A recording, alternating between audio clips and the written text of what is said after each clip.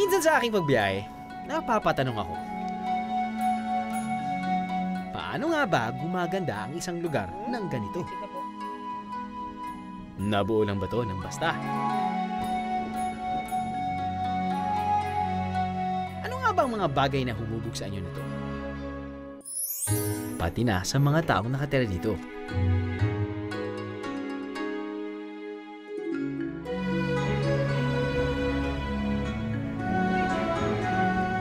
Kung nakapagsasalita lang ang mga rebulto o mga dingding, ano kaya ang kanilang kwentong maidadagdag para mas maging makabuluhan ang biyahe ko? That's where I'll take you tonight, Bejeros, to a place rich in history. It's Flashback Friday in Hong Kong, Biyaheros!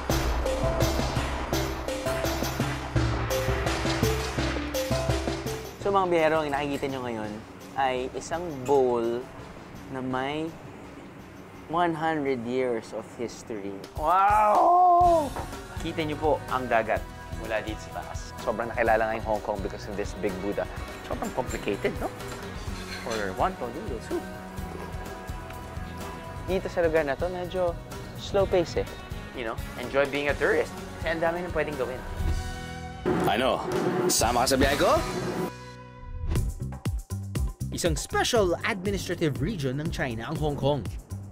Dati itong parte ng mainland, pero taong 1997 nang makuha nito ang kalayaang magpatakbo ng sariling gobyerno. Sa kondisyon na pananatilihin nito ang capitalist system. Sa ganitong sistema, hindi kontrolado ng gobyerno ang ekonomiya ng bansa. Hindi nalingid sa atin na ang Hong Kong ang isa sa may pinakamaunlad na ekonomiya sa Asya. Ayon sa CNN Travel noong 2015, isa ang Hong Kong International Airport sa 10 busiest international passenger airport sa buong mundo. And speaking of airports, may alam ako na pwede nating puntahan.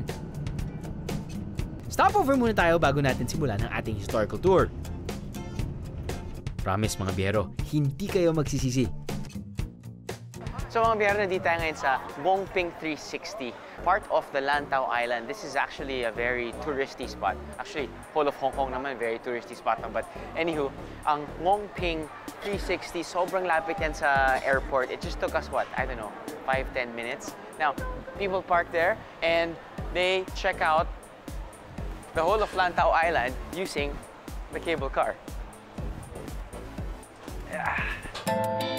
Viajeros, there are two types of cable cabins, the standard cabin or the crystal cabin. Kayo na ang bahalang mamili.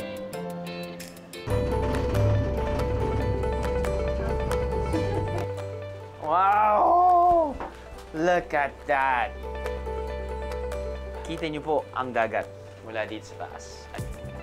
Sa Lantau Island, ang isa sa may pinakamalaking land area sa Hong Kong, makikita ang sikat na pasyalang ito. Pag nasa Ngongping 360 ka, biyahero, you're 460 meters above sea level. Halos tanaw mo na ang buong Lantau Island, kaya panalong pasyalan to.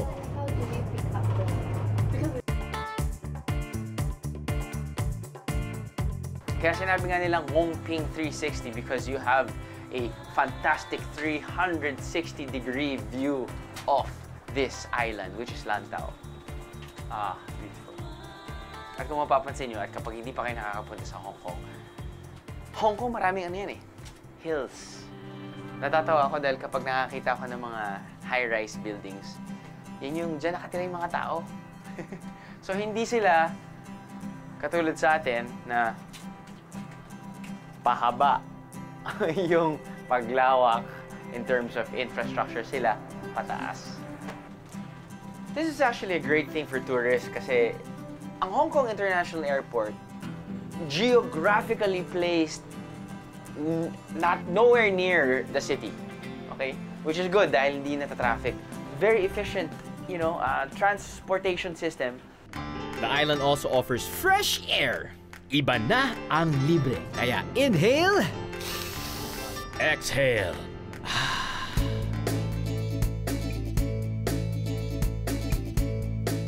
So kung makita nyo dito sa Hong Kong, lalo na dito sa part na to, daming puno. You know, it's just really nice to just go outside. Speaking of puno, tinatawag din nila tong area na to, lungs of Hong Kong. Dahil nga maraming puno, so Masarap ang higop po ng hangin. 2006 nang unang binuksan sa publiko ang cable car ride para mas madali na ang pagpunta ng mga turista sa Big Buddha mula sa Tungchung Station o ang istasyon malapit sa airport. Umaabot ng humigit kumulang 3,000 tao ang naisasakay sa cable car system na to sa loob ng 1 oras. In fairness, this is my first time to actually experience Ngongping. Oy, wow. Para sa mga time conscious, ang ride ay 35 minutes. Dami nang pwedeng gawin. So whip out your cameras kaagad paglabas mo ng airport. Huwag lang sa immigration. Tuloy-tuloy lang ang ating Lantau Island experience. Matututunan natin ang isa sa mga sikat na lugar sa buong mundo. Pero syempre, hindi mawawala ang konting exercise. There's nothing like, you know, telling your friends and telling your family pagdating mo sa bahay na, uy, alam nyo, inakyat ko yung Big Buddha sa Hong Kong. Now, ilang steps yan? A lot. Ano? Sama ka sa biyahe ko? Ano? Sama ka sa biyahe ko? Pamilyar ba ito sa inyo, Bieros? You've never been to Hong Kong if you don't have a shot of that boat. Kahit hindi kayo history buff, tiyak interesting ito sa inyo. Isa kasi ang Iron Warship o tinatawag noon ng mga Chinese na Devil Ship. Panahon ng Opium War nang gamitin niya ng Britanya matapos tumanggi ang China sa gusto nilang ikalakal. Dahil dyan, napasailalim ng kapangyarihan ng Britanya ang Hong Kong. Kaya mapapansin nyo na may British influence ang Hong Kong.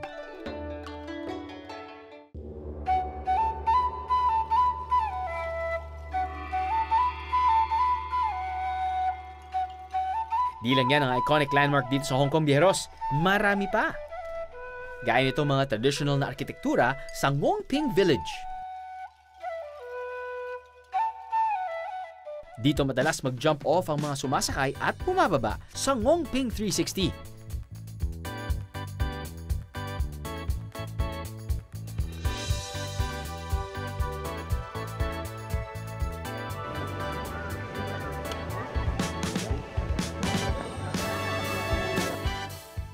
Kahit moderno ang shops and restaurants dito, sinusundan pa rin ang traditional architectural design ng mga lumang bahay nila.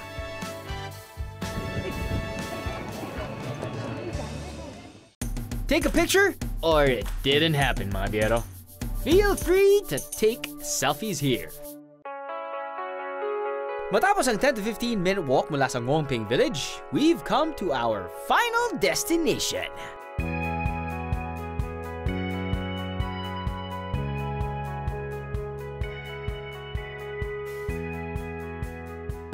Ni hao, biyaheros! Welcome to Tiantian Buddha o mas kilala sa tawag na Big Buddha. Ito ang pinakamalaking outdoor bronze Buddha sa buong mundo. Ang Big Buddha ay nakatayo sa tuktok ng Mount Mukye at aabot sa 34 meters ang taas. Just a few minutes ago, yung cable car, di ba? Mula sa malapit sa airport, it took us around 25-30 minutes paakyat dito. Makikita na natin yung Big Buddha. This is actually the final destination of yung mga tourists. Yon, so the sun is setting. At medyo contraloose lang yung shot namin ngayon. Pero ang makikita natin ay yung very iconic bronze Big Buddha dito sa Hong Kong, no?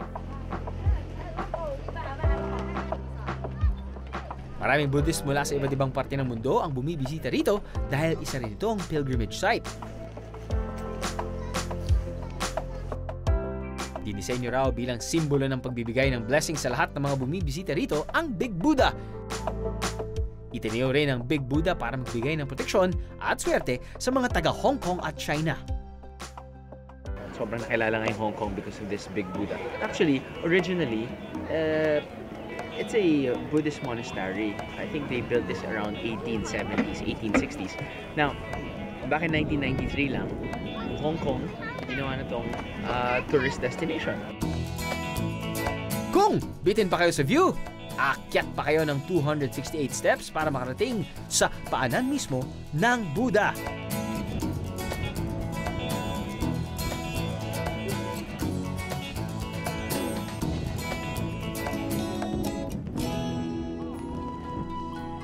Dito madalas nagdadasal at nagdinilay-nilay ang pilgrims.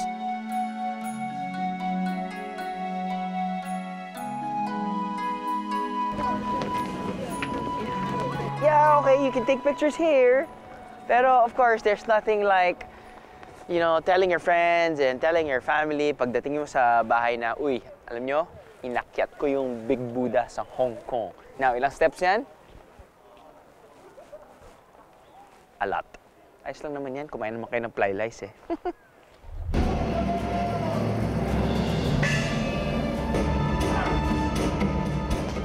Mahilig ba kayo sa action movies? O mas gusto nyong matuto ng martial arts? So how do we do this? Oh, you're too fast, Sifu. Oh! Goodness gracious. Sifu, I want to have a kid. Ano? Sama ka sa biyahe ko? Sama ka sa biyahe ko? Ni hao! Ngwaming Ming Bakla! Shiso hai bindo ah! Nigo gero china? Siyese! Kung ang ibang mga turista laging nagsha-shop till they drop, meron din mga naghahanap ng inner peace dito sa Hong Kong. Marami rin kasing temple and shrines dito where they can pray and meditate.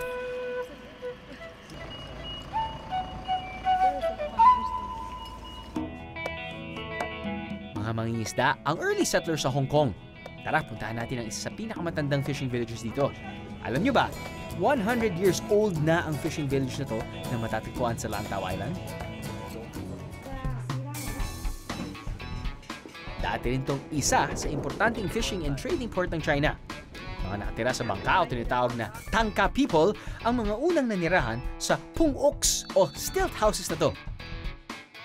So mga biyahero, nandito tayo ngayon sa Tayong Island, no? At yung nakikita natin are houses on stilts. Ito yung mga early settlers ng mga tao dito sa Tayong Fishing Village. Mababaw ang tubig kaya madaling nakapagpatayo ng mga palaisdaan. Parang katulad rin naman sa bansa natin. I mean, yung mga fishermen, syempre, nakatira sila malapit sa dagat. At may mga iba talagang nasa dagat. That's why they live on stilts. Now, ito yung naging tourist destination na din. Dahil nga, una, malapit yan sa cable car, yung 360, tapos nun yung Buddha, and then it takes around 15 minutes. You go down via bus, and then you reach the Tayong Fishing Village. Now, besides visiting houses on stilts. Pero bukod sa cultural immersion, puntahan din ito ng mga turista para makapagmuni-muni. Now, gets ko na kung bakit na-appreciate ng mga locals or yung mga turista or yung mga tipong nagtatrabaho dun sa downtown Hong Kong, very fast-paced. Dahil dito sa lugar na to, medyo slow pace eh. Medyo relax yung mga tao. Kaya yung pace nila, sobrang bagal at ini-enjoy nila yung time nila. So, mabagal talaga yung buhay dito. Pero yung aso, mabilis pa din. Ay, hindi mo nakuha yung script. Ay, hindi nakuha yung script.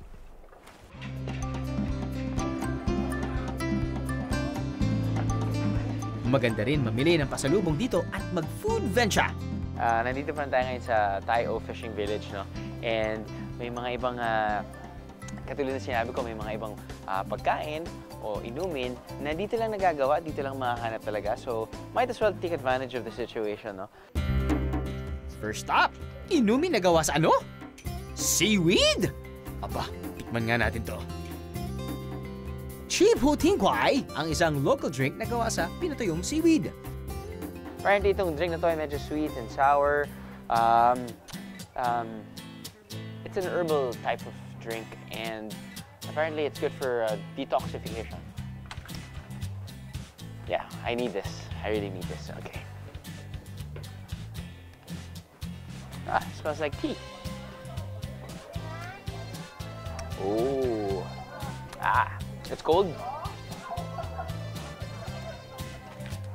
It's a bit sweet and it's a bit sour. Isipin nyo na parang tamarind yun. Tamarind na maasim pero may konting tamis. Gusto ito ng marami actually. Feel better already.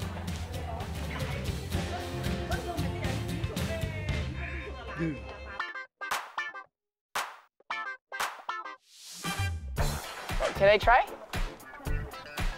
All right. Oh, very yummy. Yung favorite ko talagang bilhin eh. Beef jerky. Actually, ito pork. Pork barbecue.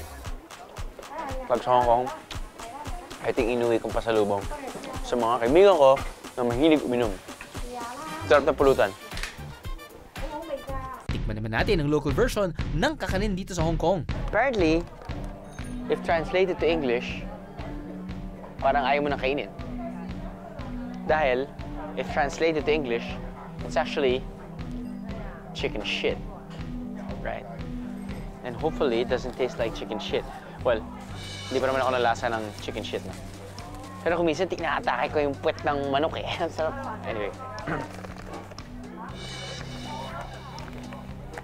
So, ano daw siya? Para siyang dessert. It's actually a tea cake. Tea cake. Mani. Hindi yan yung parang may kinuha or kinain na manok tapos nang biglang pagdut.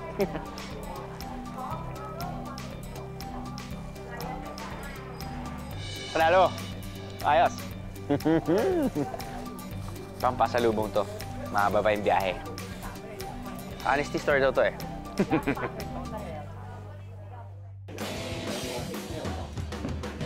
Bukod sa traditional na mga kakanin, pwede rin ma-experience dito sa Hong Kong ang traditional martial arts tulad ng wushu, kung fu, at wing chun. In China, different kinds of martial arts comes from Shaolin. There's the Shaolin Temple. And Wing Chun, the ancestor of Wing Chun, is also from Shaolin Temple. Nagsimula ang Wing Chun sa isang Buddhist noon na galing sa Shaolin Temple. Ang Buddhist na si Mui ay sinasabing nakagawa ng bagong martial arts movement na para sa lahat, babae man o lalaki. Katunayan, sinasabing ang unang estudyante ng Wing Chun ay si Yim, na isang babae. You go, girl! Karamihan ng stance na ginagawa sa Wing Chun ay kinopya sa galaw ng mga hayop. Basta na madali lang to mga biyero.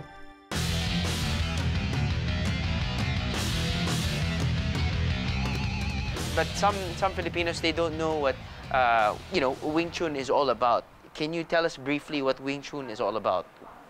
Wing Chun, in fact, is a very good defensive martial arts.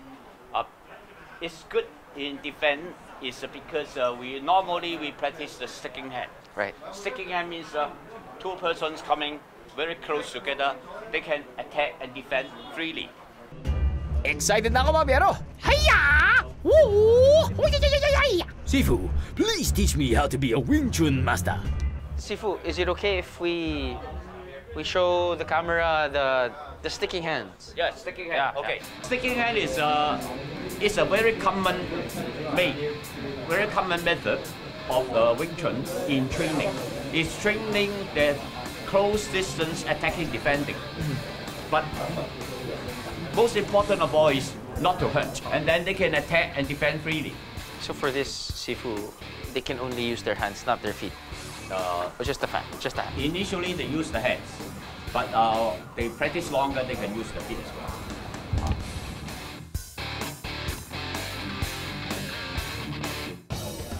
Konting trivia lang mga biyero, si Grandmaster Ip Man ang isa sa mga unang estudyante ng Wing Chun na nagdala ng martial art.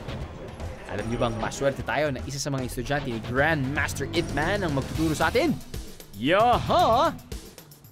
How old are you?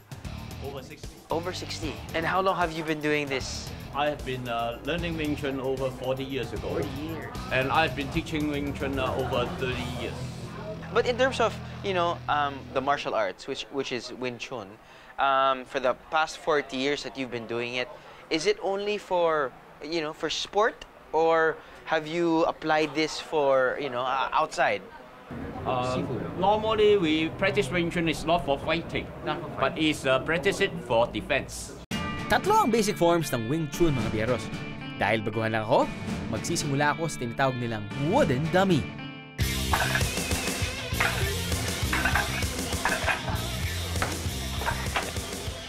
Do you name your training partner that is not breathing? That is the wooden dummy. The wooden dummy. Yeah. No personal name like Roger, David, No.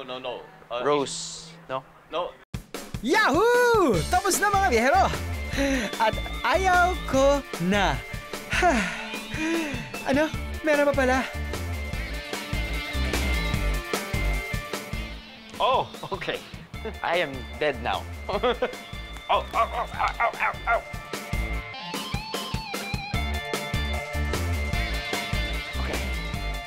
Okay. Oh. Sifu, I want to have a kid. Okay, pass muna ako mga biyahero. As I said, gusto ko pa sanang magkaanak.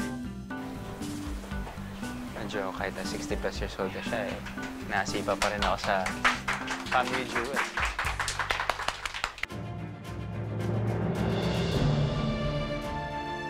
Bukod sa pagkakaroon ng martial arts experts, kilala rin ang Hong Kong sa kanilang sikat na action stars.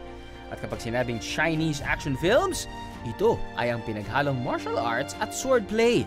Sa Stage 360, pwede kang makapanood ng remake ng mga famous Chinese action film nila Bruce Lee at Ip Man. Bruce is one of our character, and other than Bruce, we also have the bride with white hair, and of course, Ip Man. Come and enjoy the show at Stage 360. Nakamamanghang manood dito dahil bukod sa mga magagaling na stuntman ng bida, practical o makatotohanan din ang lahat ng special effects. The backstage here, we are really have a very limited area, you know, and we have developed this whole wire system by ourselves. Actually, with limited space, we can maximize the stage usage now. And all our wire effects, we do it manually. Pati audience, nag-participate pa sa paggawa ng special effects. Parang gusto ko na tuloy gumawa ng sarili kong action film starring Drew Lee!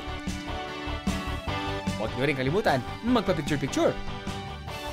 Parang tong si Boy Kulot.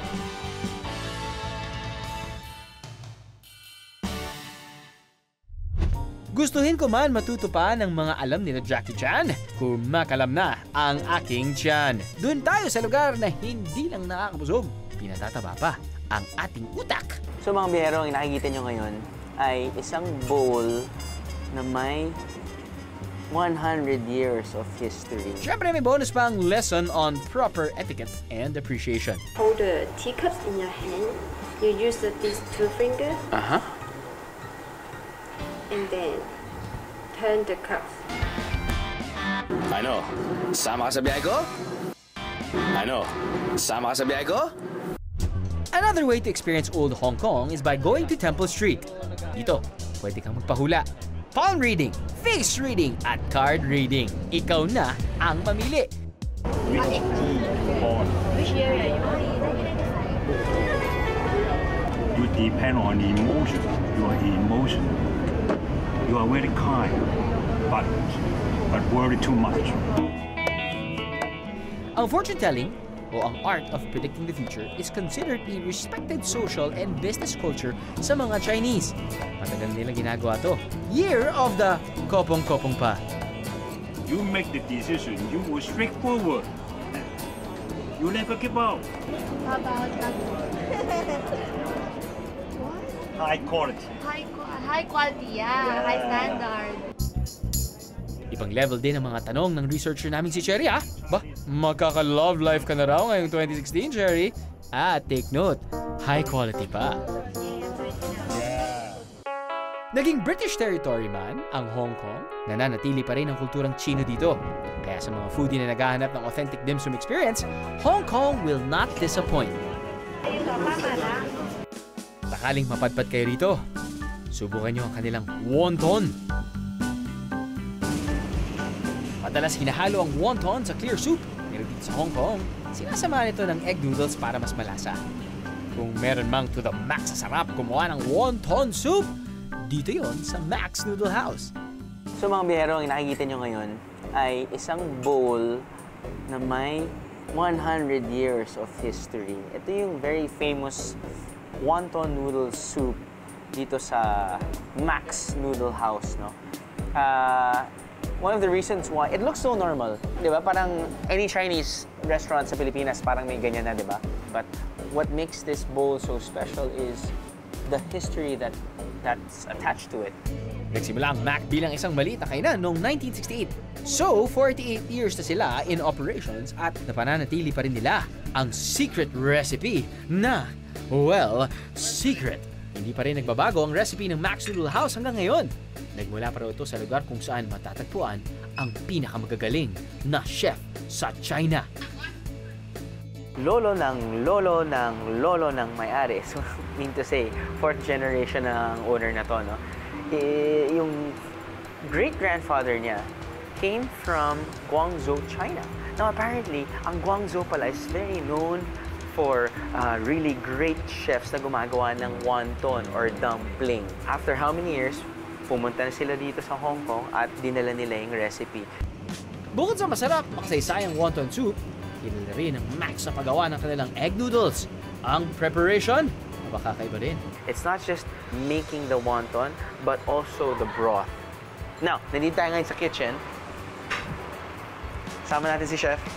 Well, di siya masyado nag-English, pero nag-usap na kami. Okay? Yung ginagawa niya, coming from this, prepare niya yung noodles, no?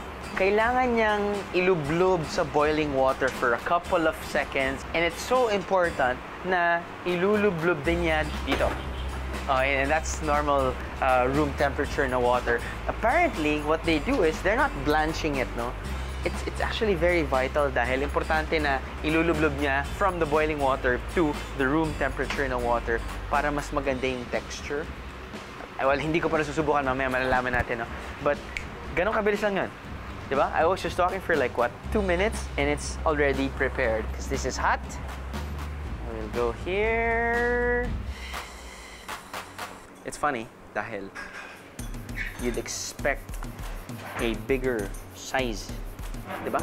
Or a bigger portion ng wonton noodles. But sabi nga na ng lolo ng may-ari na to, yung pag may mga customers na pumapasok daw sa restaurant nila looking for, you know, a huge quantity, looking for like, mabubusog ako. Sabihin ng lolo nila ay, kung gusto nyo mabusog at kailangan nyo ng malaking quantity, doon kayo sa iba kabilang restaurant.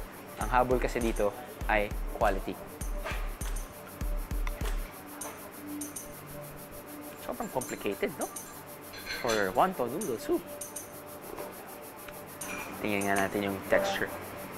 Well, these are egg noodles. And apparently, most noodle houses dito sa Hong Kong gumagamit ng flour mula sa China. Sakto, gets ko na. Yung texture ng noodles nila dito ay pag sa spaghetti, al dente.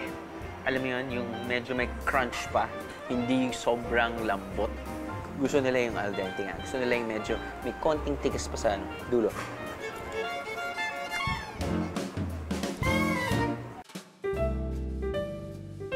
Now for the wonton.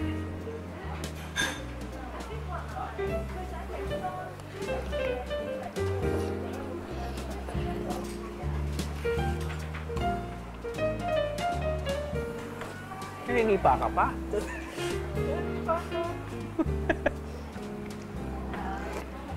Yun.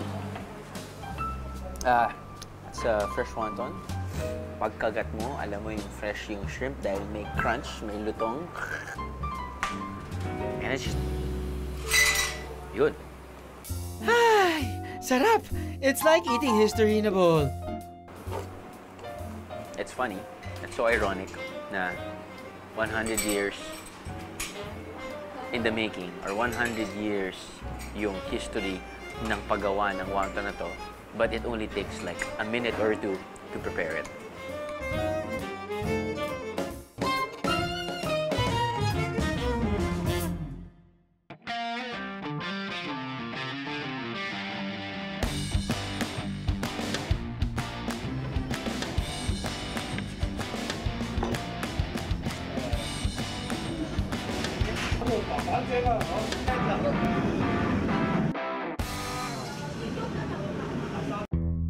Craving for some more dim sum, mga biyero?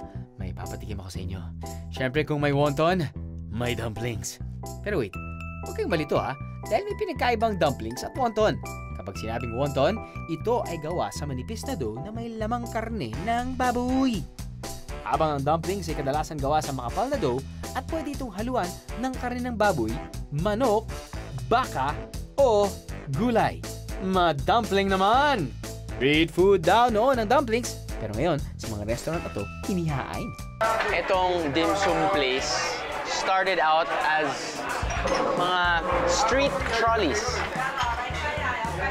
or street stalls lang talaga way back in the 1920s. Pero parang feeling ko, lumaki na lumaki yung negosyo nila. Nagkaroon na sila ng restaurant. But yung style talaga dito is, meron tayong mga ibang restaurant sa Pilipinas na ganito eh.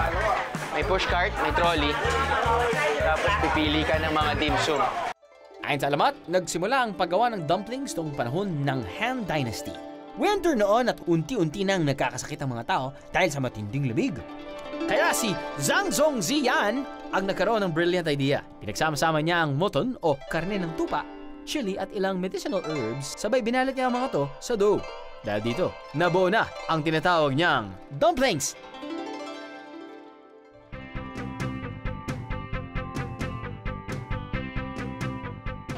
Hindi ko alam kung ano nasa loob nito, but I'm sure if there's ginger and some crunchy vegetable, and I'm not sure if those are spring onions, pero yung combination of flavors nila because of the ginger is so good. Madalas sa traditional dim sum house, may iba't ibang trolley na iniikot para makapili ang customer. Magbibigay sila ng isang papel at tatatakan ito kada order.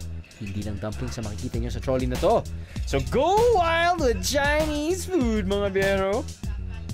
I guess tirahin na natin to, no? Alright. By the way, it's breakfast. It's 8 a.m. Place is jam-packed, so I guess this is a breakfast place. Black vinegar. And using chopstick while eating chicken parts, it's a bit of a challenge. Sometimes, what people do,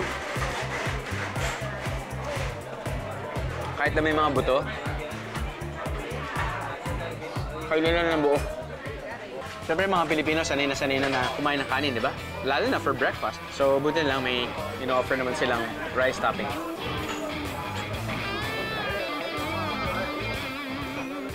By the way, it's gonna be your first time to eat sa Hong Kong, sa mga restaurants sa Hong Kong. Di ba sanay rin tayo na mag-ask ng cold water? Hindi sila mag-serve ng cold water. Ang i-serve nila, hot tea. Now, kung gusto mo nga ng cold beverage, I suggest you just order ice. So, ginagawa ni Kuya, traditional way of serving tea. Maglalagay sila ng hot water, kasama ng leaves, tapos mag-infuse yung tea. Ang tanong, saan dyan yung iinumin ko? Alam mo, actually, yun yung gusto ko sa dim sum eh. Kahit hindi ka mag-order ng kanin, tapos yung iso-surprise ka ng bawat trolley kung ano yung pwede nilang ma-serve. Part of the experience. Kaon tayo. Matapos kumain, would you like to have some coffee or tea? Itinan ng Chinese tradition ang pag-inom ng tsaa. Isa rin itong paraan para mag-relax. Ang yum cha o ang pag-inom ng tsaa ay isa sa importanteng bahagi ng culinary culture sa Hong Kong. Sinasabing ang masarap na pagkain ay dapat laging sinasabayan ng pag-inom ng tsaa para mas lumutang pa ang sarap ng iyong kinakain.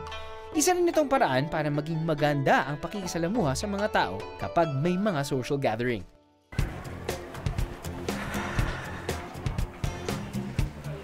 Hello. Hi. Hi, I'm Drew. Hello.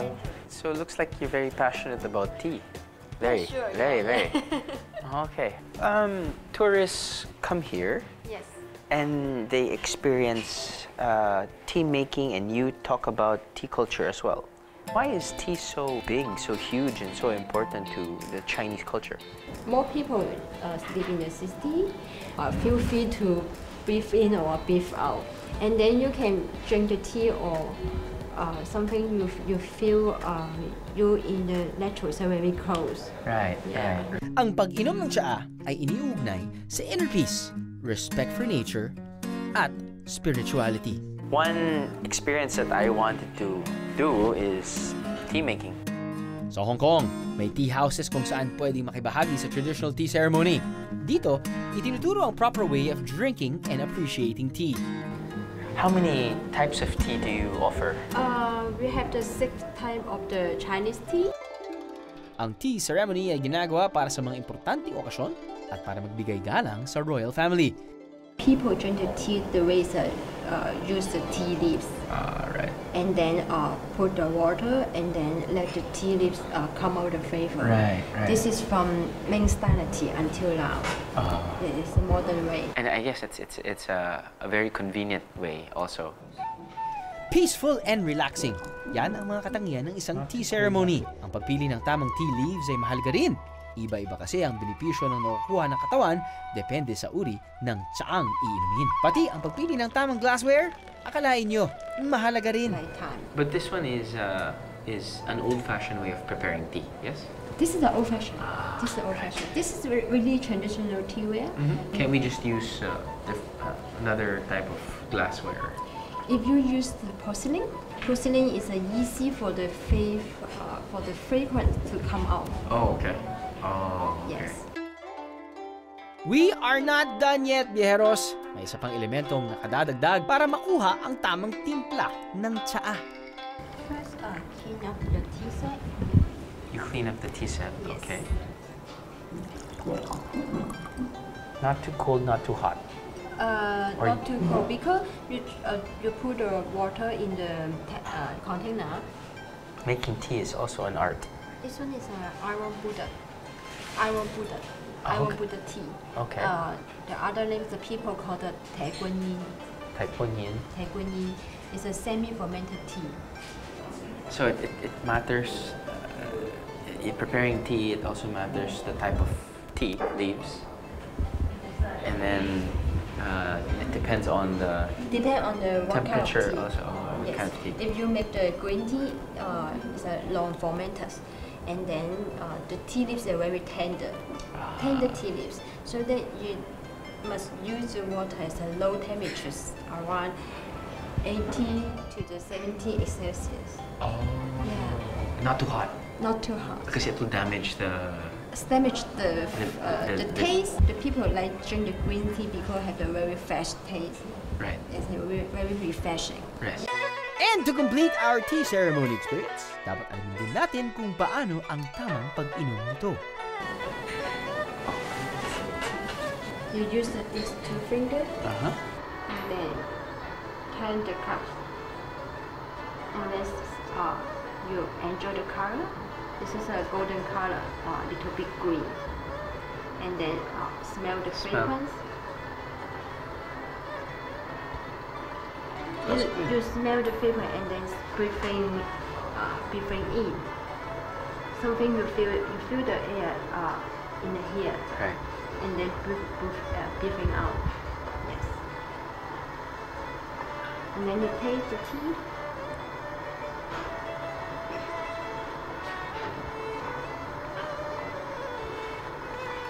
You can hold the liquid in your mouth, Oh, okay. maybe 2 seconds.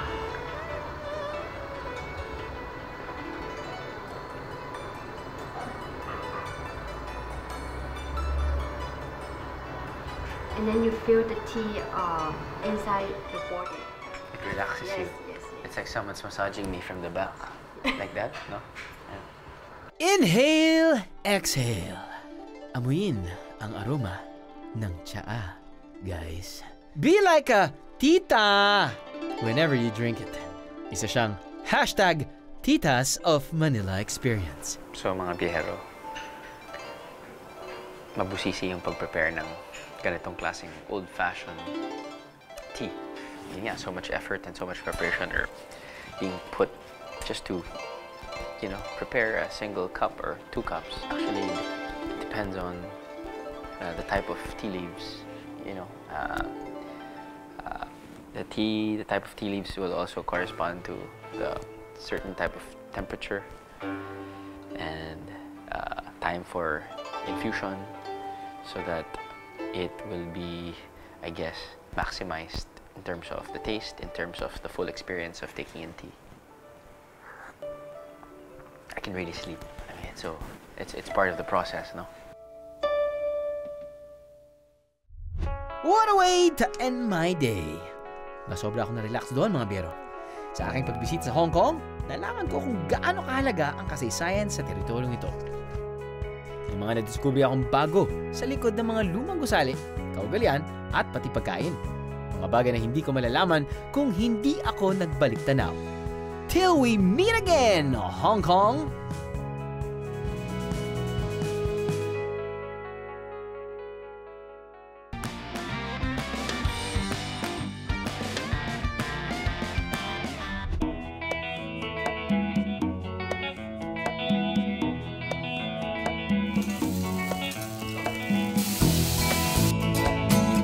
Holy smokes, ang laki ng aquarium. Ang gusto ko lang gawin ngayon, mag-free dive